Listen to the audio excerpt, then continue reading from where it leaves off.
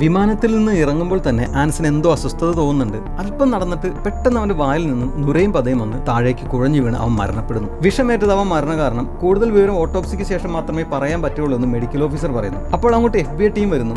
FBI ഉദ്യോഗസ്ഥൻ റോണിയെ കാരഡക്കിന് നേരത്തെ പരിചയമുണ്ട്. അപ്പോൾ ഈ കൊലപാതകം വിമാനത്തിനകത്ത് വെച്ച് നടന്നതായതുകൊണ്ട് ഈ കേസ് FBIയുടെ ആണെന്നാണ് റോണി പറയുന്നത്. പക്ഷേ അവന് വിഷമേറ്റത് വിമാനത്തിൽ വെച്ചാണെന്ന് എന്താണ് ഉറപ്പ് എന്ന് പറഞ്ഞ് കാരഡക്ക് ബോഡി വിട്ടുകൊടുക്കുന്നില്ല. എന്നാൽ പിന്നീട് സ്റ്റേഷനിൽ വെച്ച് റോണി FBI ടീം കുറച്ചുകൂടി ഫാസ്റ്റ് ആയിട്ട് കേസ് അന്വേഷിക്കും, അതുകൊണ്ട് ബോഡി വിട്ടു തരണമെന്ന് പറഞ്ഞ് കാരഡക്കിനെ കൺവിൻസ് ചെയ്യുന്നു. കാരഡക്ക് അത് സമ്മതിക്കുന്നു. അങ്ങനെ ആൻസന്റെ ബോഡി FBI ഓഫീസിലേക്ക് കൊണ്ടുപോവുകയാണ്. അപ്പോൾ വണ്ടി ഒരു സിഗ്നലിൽ എത്തിയപ്പോൾ പുറകിൽ ഒരു കാർ വന്ന് നിൽക്കുന്നു. അതിൽ നിന്നും മുഖം മൂടി വെച്ച ഒരാൾ വന്ന് ആംബുലൻസ് ഡ്രൈവറെ തോക്ക് ചൂണ്ടി പുറത്തിറക്കി അവന്റെ മുഖം മൂടാൻ ഒരു തുണി കൊടുത്ത് റോഡ് സൈഡിൽ ഇരുത്തുന്നു. എന്നിട്ട് ആംബുലൻസിന്റെ പുറകിൽ ചെന്ന് ഡോർ തുറന്ന് ബോഡി ആൻസന്റെ തന്നെയാണെന്ന് ഉറപ്പുവരുത്തിയിട്ട് വണ്ടിയിൽ ഒരു ബോംബ് വെച്ച് അത് മൊബൈൽ ഉപയോഗിച്ച് പൊട്ടിച്ചിട്ട് അവിടെ നിന്നും പോകുന്നു. അപ്പോൾ ആൻസിന് വിഷം കൊടുത്ത് കൊന്നിട്ട് ബോഡി ബോംബ് വെച്ച് തകർത്ത ആ കൊലയാളി ആരാണ്? അതറിയാൻ ഈ ഇൻവെസ്റ്റിഗേഷൻ സീരീസിന്റെ 12ാമത്തെ എപ്പിസോഡിന്റെ മുഴുവൻ കഥ കേട്ടാൽ മതി. കേട്ടിട്ട് എല്ലാവരും അഭിപ്രായം പറയണേ.